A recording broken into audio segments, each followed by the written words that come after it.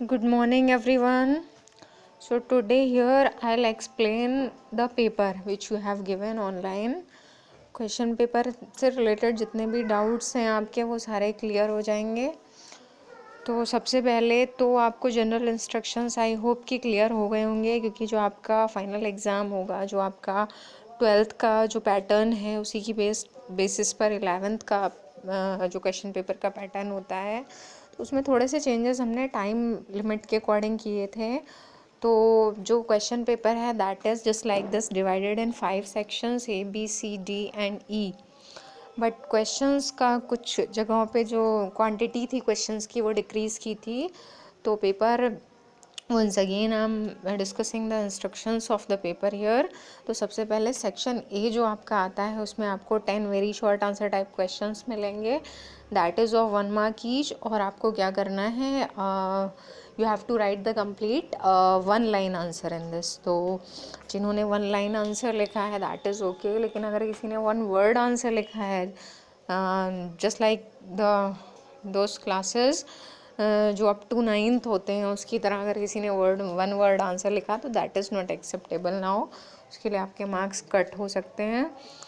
उसके बाद section A में ही आपके असर्शन रीज़न टाइप के क्वेश्चंस भी आ रहे हैं।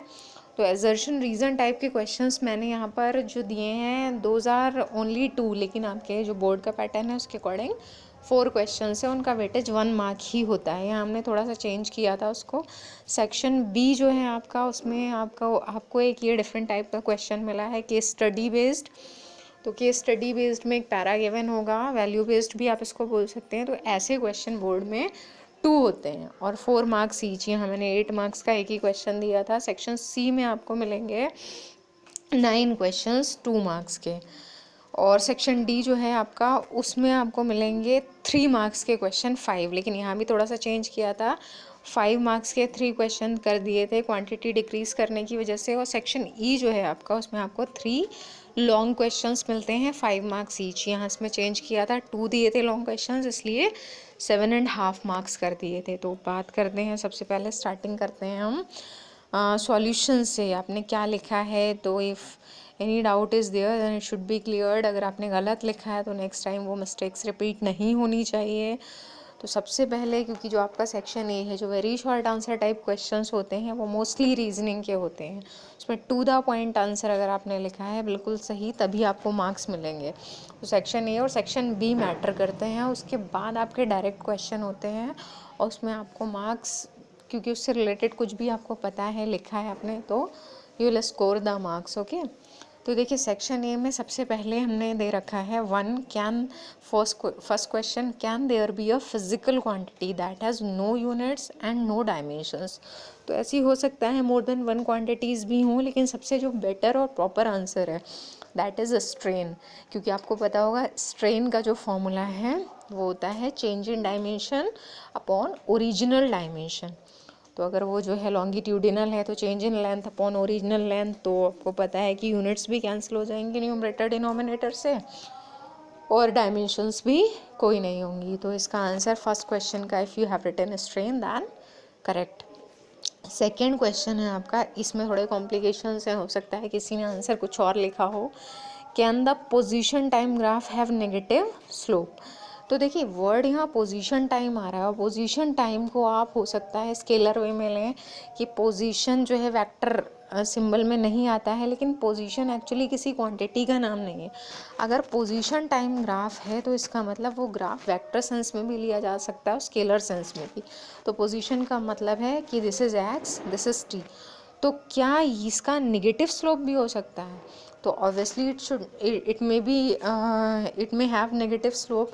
किस कंडीशन में नेगेटिव स्लोप होगा? उस कंडीशन में नेगेटिव स्लोप हो सकता है क्योंकि आप जब इसका स्लोप फाइंड आउट करेंगे तो इसका स्लोप किस क्वांटिटी को रिप्रेजेंट करता है? तो स्लोप होता है इसका स्पीड या वेलोसिटी को रिप्रेजेंट करेगा, क्योंकि डिस्टेंस जो हम स्पीड का फॉर्मूला लेंगे वो डिस्टेंस अपॉन टाइम होगा। तो अगर आप इस डायरेक्शन में ले रहे हैं स्पीड, और अगर नीचे की तरफ आ रहा है, नेगेटिव स्लोप का मतलब नीचे आ रहा है, तो वो वेलोसिटी हो सकती है। तो अगर नेगेटिव वेलोसिटी है तो इसका आंसर आपका क्या होगा कि पोजीशन टाइम ग्राफ का नेगेटिव स्लोप हो सकता है, तो आंसर इज़ येस। अच्छा, येस आंसर ओनली है, येस या नो लिखा है तो दैट इज़ नॉट एक्सेप्टेबल। आपको उसके साथ में रीज़न भी देना पड़ेगा, येस किस कंडीशन में और नो किस कंडीशन में। तो yes when the velocity has, when the body has negative velocity. Okay, third question भी इसी तरह का है। स्केलर प्रोडक्ट जो है वो क्या कभी नेगेटिव हो सकता है, दो वेक्टर्स का स्केलर प्रोडक्ट? तो आपको पता है स्केलर प्रोडक्ट का जो फॉर्मूला होता है that is vector A dot vector B is equal to A B cos theta. अब कॉस थीटा एंगल पर डिपेंड करता है कि ये स्केलर प्रोडक्ट जो है वो नेगेटिव हो सकता है या नहीं। तो अगर दोनों वेक्टर्स के बीच का एंगल 90 से 270 तक के बीच में वेरी कर रहा है, क्योंकि कॉस 90 तो ज़ीरो हो जाएगा, 90 से 270 की रेंज में जाएंगे तो वैल्यू नेगेटिव में आने लगती है। तो स्केलर प्रोडक्ट जो दो वेक्टर्स का है, yes that may be negative when the angle between the two vectors vary from 90 to 270। ये आपका आंसर होगा। फिर आपका फोर्थ क्वेश्चन है, why is Newton's first law of motion also called law of inertia. तो ये बहुत इजी क्वेश्चन है, सभी को पता होगा कि Newton's first law of motion को लॉ ऑफ इनर्शिया भी क्यों कहते हैं, क्योंकि फर्स्ट लॉ ऑफ मोशन जो एक्सप्लेन करता है वो एक्सप्लेन ये करता है कि जब तक बॉडी पर फोर्स नहीं लगता, उसमें फोर्स का कॉन्सेप्ट आ जाता है, जब तक फोर्स नहीं लगता है तब तक बॉडी अपनी स्टेट को, पोजीशन को चेंज नहीं करेगी, डायरेक्शन को चेंज नहीं करेगी। और लॉ ऑफ इनर्शिया भी यही बताता है कि inability of the body that it can not change its state of rest और of uniform motion by itself. तो इसलिए इसको लॉ ऑफ इनर्शिया भी कहा जा सकता है। डिफरेंस क्या है अगर ये पूछा जाए तो डिफरेंस फोर्स का है। फर्स्ट लॉ ऑफ मोशन ये बताता है कि किस कंडीशन में बॉडी चेंज कर सकती है, यानी concept of force is included in first law of motion. फिर क्वेश्चन नंबर 5 है, what type of energy is associated with a bird flying in air. तो जो बर्ड फ्लाई कर रही है एयर में, इसका मतलब है it is in motion. Motion में है तो ऑब्वियसली काइनेटिक तो होगी उसके पास, और साथ ही साथ because it is separated from a height, separated by a height from ground, तो पोटेंशियल एनर्जी भी होगी। तो दोनों टाइप की एनर्जी होंगी, काइनेटिक पोटेंशियल लिखा है, मैकेनिकल लिखा है, तब भी सही है। सिक्स्थ क्वेश्चन है, a system is in stable equilibrium, what can we say about its potential energy. अगर सिस्टम स्टेबल इक्विलिब्रियम में है तो आपको पता है, ये भी आपको बताया गया था कि स्टेबल इक्विलिब्रियम में हमेशा पोटेंशियल एनर्जी कम होती है। स्टेबल इक्विलिब्रियम है तो पोटेंशियल एनर्जी कैसी होगी उसकी, लो, लेस। सेवेंथ क्वेश्चन है, why body weighs more at the poles than at the equator. बहुत ही इजी कॉन्सेप्ट है, किसका कॉन्सेप्ट है आपको पता है, ग्रेविटी का, क्योंकि ग्रेविटी का फॉर्मूला gm/r² होता है। तो डिपेंड किस पे करता है, डिस्टेंस पे, और डिस्टेंस मीन्स कि जो पोर्शन है, जो पॉइंट है उसकी अर्थ के सेंटर से डिस्टेंस। तो आपको पता है कि r जो होती है अर्थ की रेडियस, वो इक्वेटर्स के केस में ज़्यादा है और पोल्स के केस में कम है। ओके, तो आप फार्मूला भी लिख सकते हैं, 1 लाइन में, 2 लाइन्स में, जितना एक्सप्लेन कर सकते हैं। 8 क्वेश्चन है, what does the slope of stress versus strain graph give. तो स्लोप क्या बताता है, मॉड्यूलस ऑफ इलास्टिसिटी। ओके, क्योंकि मॉड्यूलस ऑफ इलास्टिसिटी का फॉर्मूला होता है स्ट्रेस अपॉन स्ट्रेन। फिर है, इस Bernoulli's theorem valid for viscous liquid. तो आपको पता है विस्कस के लिए तो बिल्कुल भी वैलिड नहीं है, क्योंकि उसके जो एजम्पशंस हैं उनमें ही आता है कि विस्कस लिक्विड्स नहीं होने चाहिए, तो ये वैलिड नहीं है। Is it possible that there is no change in temperature of a body without giving heat to it or taking heat from it। Question का कुल मिलाकर मतलब ये है कि टेम्परेचर में चेंज हीट प्रोवाइड करने से नहीं हो रहा है। ओके, तो ऐसा कौन सा प्रोसेस है, तो आपको पता है कि यहाँ जो प्रोसेस है, आपको प्रोसेस का नाम भी बता सकते हैं या कोई भी एग्जांपल, जैसे आप बता सकते हैं कि वर्क डन जब किया जाता है उसमें टेम्परेचर का कोई रोल नहीं होता है, टेम्परेचर इंक्रीज या डिक्रीज हो रहा है लेकिन हीट का कोई रोल नहीं होता है। या फिर आप एडियाबेटिक प्रोसेस बता सकते हैं, एडियाबेटिक एक्सपेंशन, एडियाबेटिक कंप्रेशन, उसमें कोई भी हीट प्रोवाइड नहीं की जाती, फिर भी टेम्परेचर चेंज होता है। ओके, फिर आते हैं असर्शन रीजन टाइप क्वेश्चंस पे। इसके इंस्ट्रक्शंस आपको पता है कि इसमें आपको 4 चॉइसेस में से एक सिलेक्ट करनी है, और यहाँ देखिए 4 चॉइसेस में आपका स्टेटमेंट 1 अगर सही है, सेकंड भी सही है और दोनों एक दूसरे से रिलेटेड हैं, तो आपका ऑप्शन ए करेक्ट होगा। दोनों सही हैं बट रिलेटेड नहीं हैं, तो आपका ऑप्शन बी करेक्ट है। और फिर आता है आपका कि स्टेटमेंट 1 सही है, 2 रॉन्ग है तो सी है, 1 रॉन्ग है, 2 सही है, तब डी होगा। ओके, तो देखिए सबसे पहला क्वेश्चन है, थोड़ा सा रिलेटेड है आपके क्लास से, 12th का भी बोला जा सकता है, लेकिन ये है आपके ही क्लास 11th क्लास से ही लिया गया है। Proton and an electron both have energy, दोनों की एनर्जी सेम है। ओके, तो स्टेटमेंट 1 है कि दोनों की वेवलेंथ जो है वो डिफरेंट है, बोथ हैव डिफरेंट वेवलेंथ। और दूसरा स्टेटमेंट है wavelength depends on energy and not on मास। तो इसके लिए एक रिलेशन है, वो 10th क्लास में भी थोड़ा यूज़ होता है, लेकिन याद रखिएगा E is equal to H nu. Photons जो होते हैं ना, फोटॉन्स का मतलब लाइट को पार्टिकल की तरह ट्रीट किया जाता है, लाइट का पार्टिकल नेचर है। तो जो लाइट के पार्टिकल्स होते हैं उनको फोटॉन्स बोला जाता है। तो उन फोटॉन्स के लिए ई का मतलब energy of the photon, H Planck's constant होता है, न्यू फ्रीक्वेंसी। अगर आप फ्रीक्वेंसी के टर्म्स में ना लिखें, वेवलेंथ के टर्म्स में लिखें, तो H C upon lambda. Okay, तो जहाँ सी स्पीड ऑफ लाइट है और लैम्डा क्या है, वेवलेंथ। तो एच और सी तो दोनों कांस्टेंट हो गए, तो एनर्जी किस पे डिपेंड करेगी, वेवलेंथ पे। तो एनर्जी और वेवलेंथ एक दूसरे के कैसे हैं, इन्वर्सली प्रोपोर्शनल। तो लिखा है कि दोनों की एनर्जी तो सेम है, तो दोनों की वेवलेंथ डिफरेंट होगी। तो आंसर इज़ नो, दोनों की वेवलेंथ भी सेम होगी अगर एनर्जी सेम है, क्योंकि एनर्जी और वेवलेंथ इन्वर्सली प्रोपोर्शनल है। तो अगर इनकी एनर्जी दे रखी है, सॉरी इनकी एनर्जी अगर दे रखी है 50 इलेक्ट्रॉन वोल्ट, यहाँ लिखा है एनर्जी 50 इलेक्ट्रॉन वोल्ट है, तो वेवलेंथ जो होगी वो ऑब्वियसली आप इसी से फाइंड करेंगे, यहाँ वैल्यू पुट करके आप जो है वो इन्वर्सली प्रोपोर्शनल में आ जाएंगे। फर्स्ट की वेवलेंथ लैम्डा 1 होगी एच सी अपॉन ई, और इसी तरह से सेकेंड की वेवलेंथ जो है वो फाइंड कर सकते हैं लैम्डा 2 एच सी अपॉन ई। तो जब आप इसको सॉल्व करेंगे तो आई होप कि दोनों केसेस में वेवलेंथ का आंसर एनर्जी से तो अलग आएगा, लेकिन वेवलेंथ दोनों की सेम ही आएगी। ओके, तो क्या होगा कि दोनों की डिफरेंट वेवलेंथ है, यहाँ लिखा है, तो इसका मतलब ये रॉन्ग है। Wavelength depends on energy and not on मास, जबकि आपका जो बी वाला पोर्शन है, जो बी वाला आपका पार्ट है कि वेवलेंथ डिपेंड करती है एनर्जी पे, मास पे नहीं, तो ये वाला जो पार्ट है आप क्वेश्चन का, ये सही है। ओके, तो यहाँ पर आपका स्टेटमेंट 1 रॉन्ग है, लेकिन स्टेटमेंट 2 जो है दैट इज़ करेक्ट। तो आपका ऑप्शन नंबर डी यहाँ पर सही होगा। ओके, दूसरे असर्शन रीज़न पे आते हैं, उसमें लिखा है rocket in flight is not an illustration of projectile.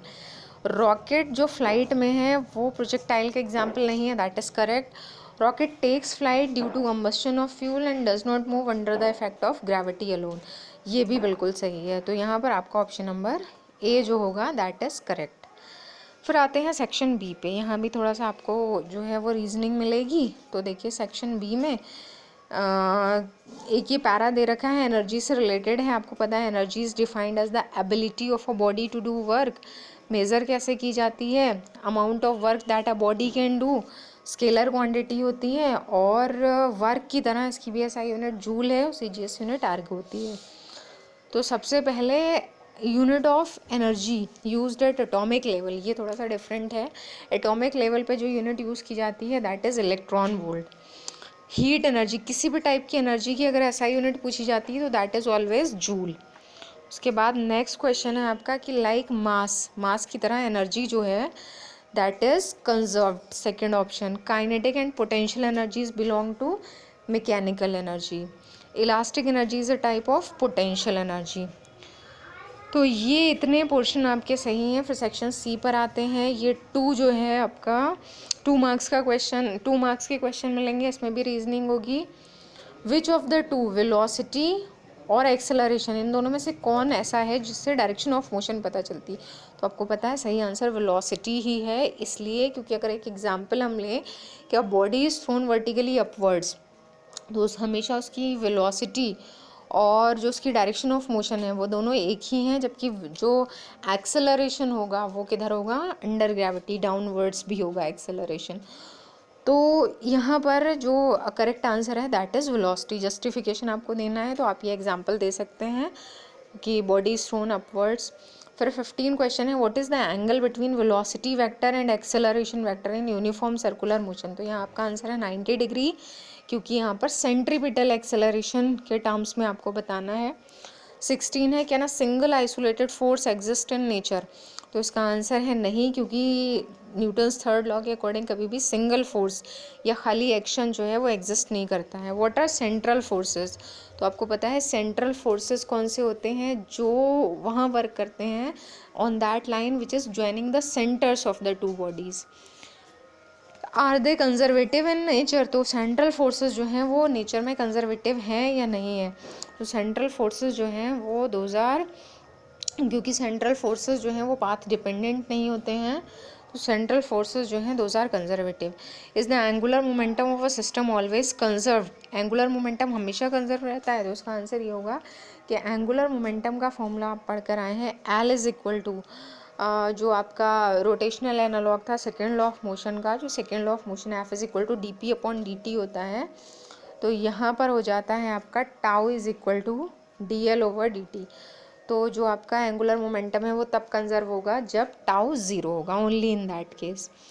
उसके बाद आता है why is centre of mass of a body often called its centre of gravity? किस कंडीशन में कहलाता है? जब बॉडीज़ का शेप जो है वो रेगुलर होता है, या फिर ये कहें कि सर्कुलर, स्फेरिकल, इस टाइप का शेप होगा, तभी सेंटर ऑफ मास और सेंटर ऑफ ग्रेविटी दोनों सेम होंगे। फिर आपका नेक्स्ट क्वेश्चन है कि when does a body acquire a permanent set? तो परमानेंट सेट तब हो जाती है वो जब वो प्लास्टिक लिमिट को क्रॉस कर लेती है। फिर Y still water runs deep? तो ये पता है आपको किसका एप्लीकेशन है? ये इक्वेशन ऑफ कंटिन्यूटी का एप्लीकेशन है कि एरिया जब इंक्रीज हो जाता है तो वेलोसिटी डिक्रीज हो जाती है, इसलिए still water runs deep. Why iron rims are heated red hot before being put on the cart wheels? तो ये आपका थर्मल एक्सपेंशन का एग्जाम्पल है। थर्मल एक्सपेंशन में ऐसा होता है कि जब उसको गर्म करेंगे तो वो एक्सपेंड हो जाएगा और उसके बाद फिर ईजिली फिट हो सकता है व्हील पर। सेक्शन डी जो है आपका वो क्वेश्चंस आपके डायरेक्ट क्वेश्चंस हैं, उनमें कोई प्रॉब्लम नहीं है। फर्स्ट लॉ ऑफ थर्मोडायनेमिक्स से CP/CV का जो रिलेशन है वो आपको पता है, मेयर्स फॉर्मूला है 3 मार्क्स का। फिर explain what happens when the load of a metal wire, तो ये भी आपको पता है, स्ट्रेस स्ट्रेन ग्राफ का क्वेश्चन है। 3 necessary conditions for a Jio stationery satellite, जो आपने कैरेक्टरिस्टिक्स पढ़ी हैं जियो स्टेशनरी सैटेलाइट की, उनका डायरेक्ट आंसर देना है। और जो आपका ये लास्ट सेक्शन है जिसमें 2 क्वेश्चंस हैं, तो उसमें सबसे पहले इलास्टिक वन डायमेंशनल कॉलिजन, ये आपका रिलेशन है जिसमें आपको सबसे पहले velocity of approach is equal to velocity of separation proof करना होगा और V1 और V2 की वैल्यूज़ फाइंड करनी होगी। और दूसरा जो आपका क्वेश्चन है यहाँ पर वो बर्नौलीज प्रिंसिपल से रिलेटेड है, डायरेक्ट है, तो आपके मार्क्स जो हैं वो इसी के अकॉर्डिंग दिए जाएंगे। Okay, thank you.